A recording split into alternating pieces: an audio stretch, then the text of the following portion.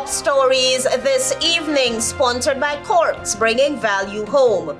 Government moves to deter crime with new anti-mask law. No spike in COVID-19 cases in Guyana. Government taking precautionary measures. Health Minister. 2 guns disappear from Springlands police station. SLOWE, Conway upbraid police. And President Ali announces major upgrades for good fortune fisherfolk. HGP Nightly News begins now.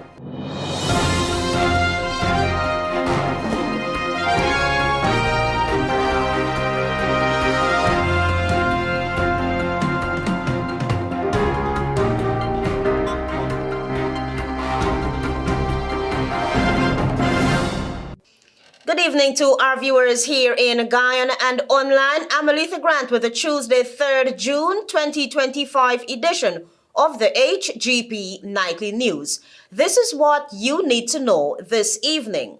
The government has passed new legislation aimed at cracking down on crimes committed under the cover of anonymity. The Criminal Law Miscellaneous Provisions Bill 25 was passed in the National Assembly on Monday, making it illegal to wear masks or disguises while committing an offense. Find out more from Tiana Cole. The government on Monday passed the Criminal Law Miscellaneous Provisions Bill 2025, which prohibits the wearing of masks or disguises during the commission of a criminal offense. Speaking in the National Assembly, Attorney General and Minister of Legal Affairs Anand Lal described the bill as both reasonable and necessary to deter criminal behavior, enhance public safety, and support law enforcement efforts. Recently, our country has experienced a surge in a certain type of criminal activities committed by persons wearing a mask or other disguises, which has posed a significant threat to public safety. He added that while facial coverings may be justified in certain lawful contexts, such as public health, religious practices, or cultural traditions, they are being misused for criminal purposes, ultimately undermining public safety and national security. To address this issue, the Criminal Law Miscellaneous Bill 2025 prohibits the wearing of masks or disguises to commit an offense specified under the Act. This bill is therefore both reasonable and necessary to deter criminal behavior. The bill therefore sends a clear message that anonymity is not a shield for committing crime. Meanwhile, Shadow Foreign Affairs Minister Amansa Walton-Desir in her presentation rose to support the bill and welcomed the fact that it introduces an aggravating factor for mask crimes. We are a party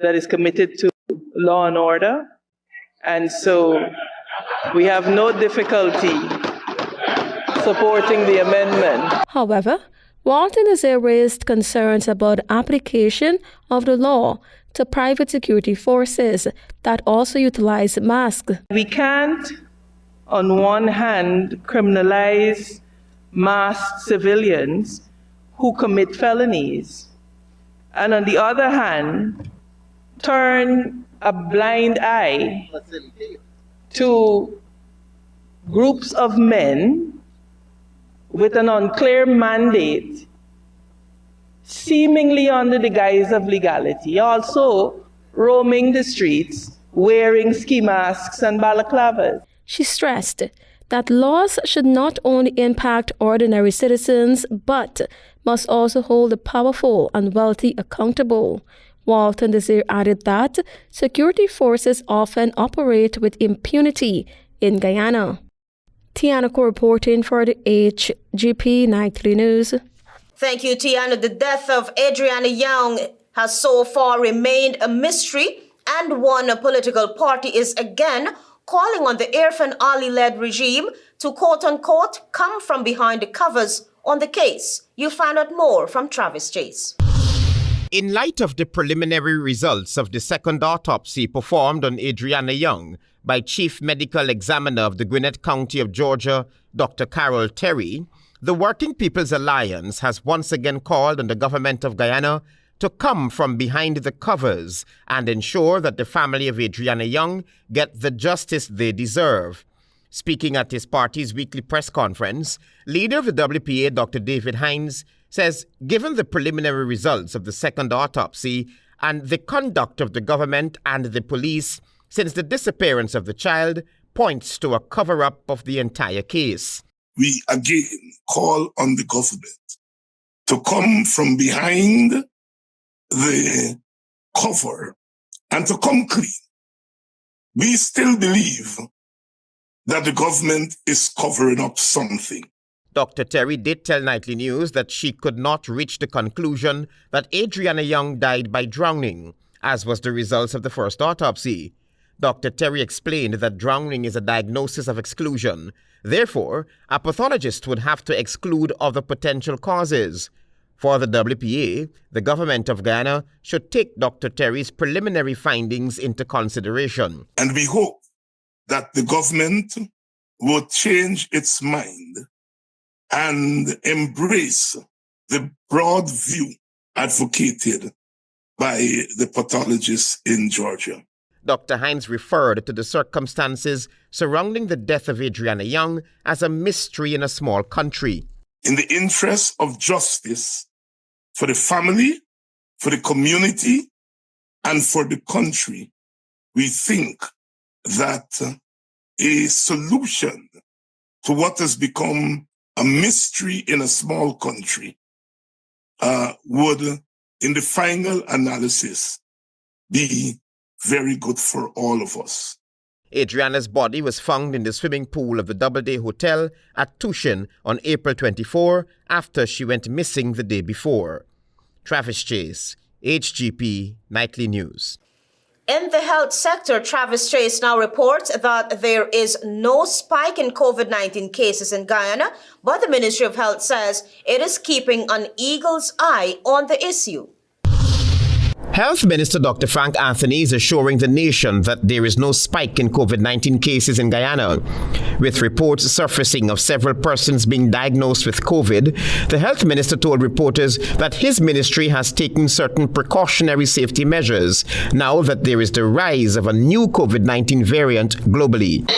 What we are trying to do is to make sure that we take precautionary measures so that we have the mechanisms in place to test if somebody show up at any one of our facility, and if they need hospitalization, that we have the place to hospitalize them. So that's all it is. This memo to nursing supervisors of the West Demerara Regional Hospital, alerting them that given the recent rise in COVID-19 cases, a designated area in the hospital has been identified to accommodate all stable COVID-19 positive patients, including prenatal mothers, seemed to have caused panic throughout Guyana. So there is no spike in COVID cases in Guyana. But the Ministry of Health, and through all our public institutions, we have sent out an alert, a precautionary alert, because we have seen that in other parts of the world, like China, Asia, United States, that there's a new strain that has been emerging, and that's the NB 1.8.1. And with that strain, you're seeing some amount of hospitalization. So having seen that happening in the other side of the world. Minister Anthony said after the COVID-19 outbreak in 2020, the number of persons who have been testing for COVID voluntarily in Guyana has significantly decreased. We have not stopped monitoring COVID, but what has happened is that people are not coming to get tested. So without people being tested, we don't have enough information. But again, with this new strain, we have heightened, so anybody coming with flu-like symptoms, we're able to test for them. It doesn't mean that everybody with flu-like symptoms will present with COVID. They can have influenza, they can have something else, but we want to be cautious. Cases of the new COVID-19 variant NB181 linked to a large surge in China have been detected in multiple locations across the United States, according to the Center of Disease Control and Prevention. NB181, according to the CDC, is associated with symptoms that are broadly similar to those seen in earlier strains of the virus. Travis Chase, HGP Nightly News. Thank you, Travis. More news after this break. Stay with us. Welcome back. You're watching the HGP Nightly News. Following the disappearance of 2 guns from the police station, 2 well-trained retired policemen are of the view that heads should begin to roll as they question whether police officers work in a police station or are magicians. Here again is Travis Chase. The Guyana Police Force has once again crawled into its shell after a series of questions regarding the disappearance of 2 firearms from the Springlands police station in East Berbice quarantine. Nightly News understands that several police officers have been placed under close arrest after the 2 guns vanished from the storage room on May 28, 2025. Nightly News understands that the guns were seized during a police operation and were expected to be presented in court as exhibits. In spite of probing questions by members of the press, the Guyana Police Force has not, to date, issued any details regarding the sudden disappearance of the weapons. In light of that, 2 men who know the ins and outs of the Guyana Police Force made it clear that such an incident would require heads to roll. Here is retired Assistant Commissioner of Police and former Chairman of the Police Service Commission, Paul SLOWE.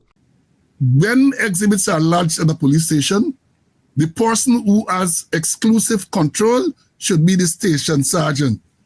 He has control of the keys to the property room and everything. Nobody else, no commander, no subdivision officer. It is the station sergeant.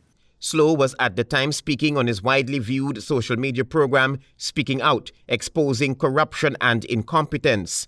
SLOWE posited that the disappearance of evidence from the custody of police seems to be the norm and should not be tolerated. Up to now, you're hearing nothing. Cocaine, torn flower from the magazine at police headquarters. Cocaine, torn flower. They ain't telling you about that, but they're coming after me, right? Let me tell you some more, right? You had Bronx charge at Bronx Rhineville police station where drugs missing, cocaine. They said they saw video, CCTV footage where the ranks take out, and that is what they said the day before the court. And when you call them corrupt and incompetent, they're coming after me. Former member of the Police Service Commission and retired Assistant Commissioner of Police Clinton Conway also took a jab at the police, hinting that what should be the safest place for evidence seems now to be a place where magicians gather to perform disappearing acts. But Suku seizes a quantity of gold, and don't be surprised if then gold turn to bronze, you know. Don't be surprised if it turn to bronze. And most of the say if they put them in the TSU armory, well guarded in the army, they're going to turn to bronze. Nightly News was informed that the Police Office of Professional Responsibility is investigating the matter, where the guns disappeared from the safekeeping of the police at the Springlands police station. Travis Chase, HGP Nightly News. Thanks, Travis. Guyana is positioning itself as a pharmaceutical leader in the Caribbean. This was highlighted on Monday as the Ministry of Health and the European Chamber of Commerce launched the European Union's Global Gateway Investment Mission in Georgetown. Find out more from Tiana Cole. On Monday, the Ministry of Health, in collaboration with the European Chamber of Commerce, launched the European Union's EU Global Gateway Investment Mission in the health and pharma sectors at the Marriott Hotel, Georgetown. Health Minister Dr. Frank Anthony, in delivering the feature address, assured that efforts towards positioning Guyana as a pharmaceutical hub of the Caribbean with the goal of supporting other small developing countries that face challenges accessing medication and vaccines from existing manufacturers will continue. There were lots of discussions about how do you relocate maybe manufacturing of pharmaceuticals in countries or closer to regions where they're needed. And if we do that, then we would probably be able to minimize the disruption of supply chains in a future pandemic. Dr. Anthony noted that the EU has played an instrumental role in strengthening the medical sector's resilience across small and developing nations. We also recognize that if we are going to be working on manufacturing pharmaceuticals, then we would like to be able to monitor the companies who are manufacturing. And when our regulatory agency put a stamp of approval, that it would meet the finest standards in the EU.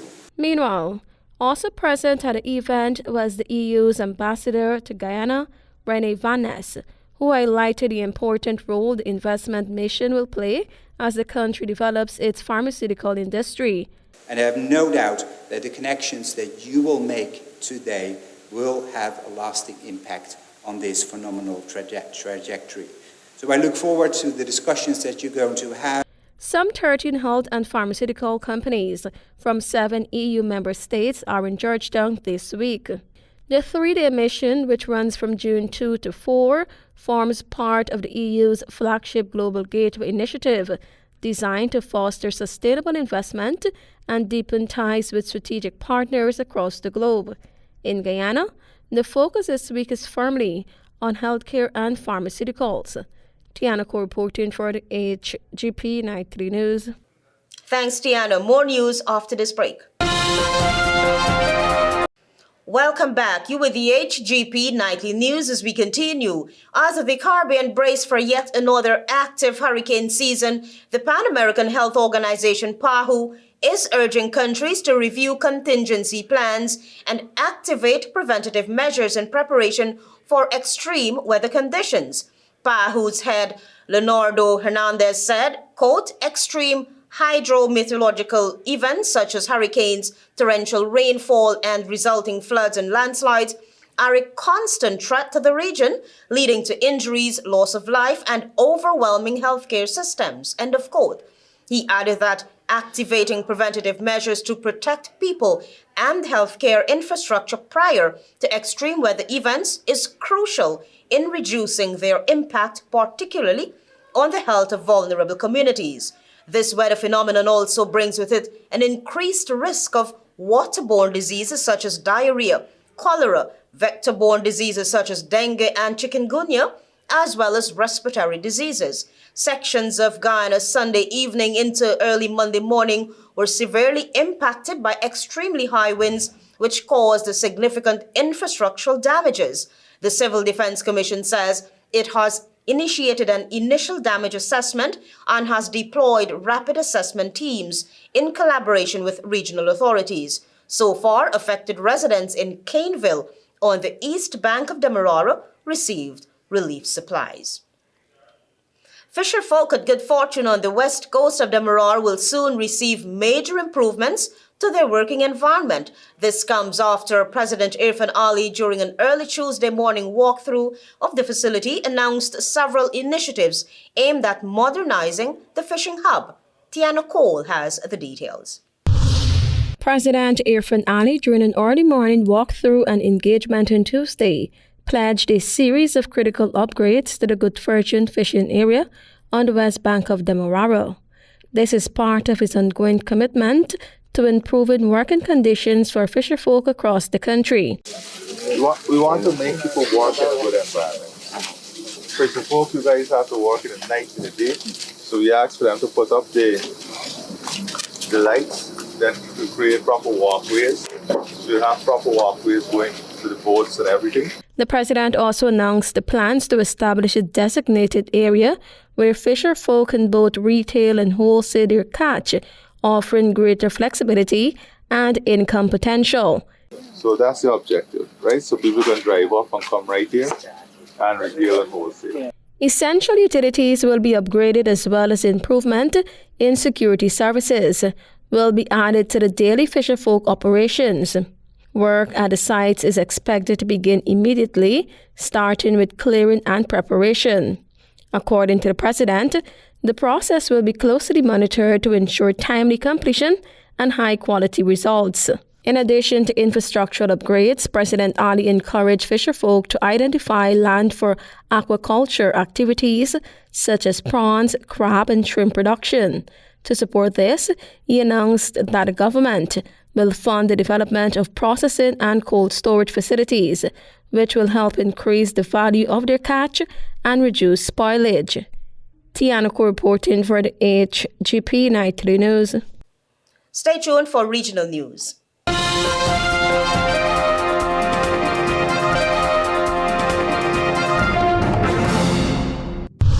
Good evening and welcome to Tuesday's edition of the Regional News. With the 2025 Atlantic hurricane season underway running from June 1 to November 30, the Pan American Health Organization PAHO is urging countries to receive contingency plans and activate preventative measures to prepare health systems for potential hurricanes, storms, floods, and other extreme weather events. The call follows a forecast from the U.S. National Oceanic and Atmospheric Administration, NOAA, which predicts above normal hurricane activity for this season. Beyond the physical impact and infrastructure damage, which often disrupts access and availability of essential services, the health consequences of extreme weather events also include increased risk of waterborne diseases such as diarrhea or cholera, vector-borne diseases such as dengue and chikungunya, and respiratory diseases, among others. The NOAA outlook for the 2025 Atlantic hurricane season predicts a 60% chance of an above-normal season, with a range of 13 to 90 named storms. Of these, 6 to 10 are forecast to become hurricanes, including 3 to 5 major hurricanes, Category 3, 4, or 5.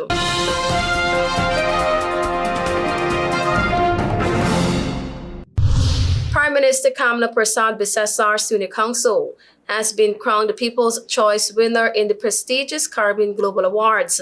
The London-based movement said Persad-Bissessar received a record-breaking 3,850 votes from across the globe in a fiercely competitive field of 58 outstanding nominees. Caribbean Global Awards said Persad-Bissessar's victory is a powerful testament to our close connection to the community. It was noted that an independent panel of 15 judges, observers, and adjudicators from diverse Caribbean and international backgrounds meticulously reviewed and validated the votes for more than 5 hours, ensuring the results truly reflects the people's voice. Caribbean Global Awards added that this victory shines brightly against an exceptional field of regional leaders.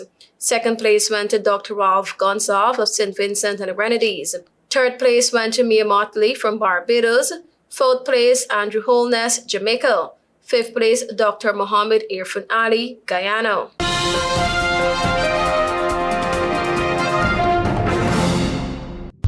More details are emerging relative to the death of a Clarendon woman whose body was found in a septic pit in Milk River, Clarendon on Sunday, days after she went missing. The deceased is 26-year-old Derica Rogers, popularly known as Muffy, of Gravel Hill, Clarendon. It has been reported that Rogers left home on Tuesday, May 27 to visit a man who was said to have been her boyfriend and who has since reportedly left the island. She was last seen at a bus park on that day, and all attempts that were made to contact her since then were unsuccessful. An official missing person report to the police for Rogers said that about 11 a.m. on May 27, she was seen at her home on Piper Street in Gravel Hill, Clarendon, wearing a navy blue shirt, a pair of light blue pants, and a pair of black and white Crocs. She was not heard from or seen after that. After days of searching, her father was led to a house in Milk River on Sunday, where 2 septic pits were seen, including one that appeared to have been recently covered up with concrete. Rogers' body was found inside the pit along with other evidentiary material, including a pair of Crocs and a bag containing her purse and identification card. The police and firefighters were alerted to the scene, and the body and other items were subsequently retrieved from the pit. A post-mortem examination is to be conducted on the body to determine the cause of death, but family members and residents suspect that she was murdered. Thank you for watching. I am Tiana Cole.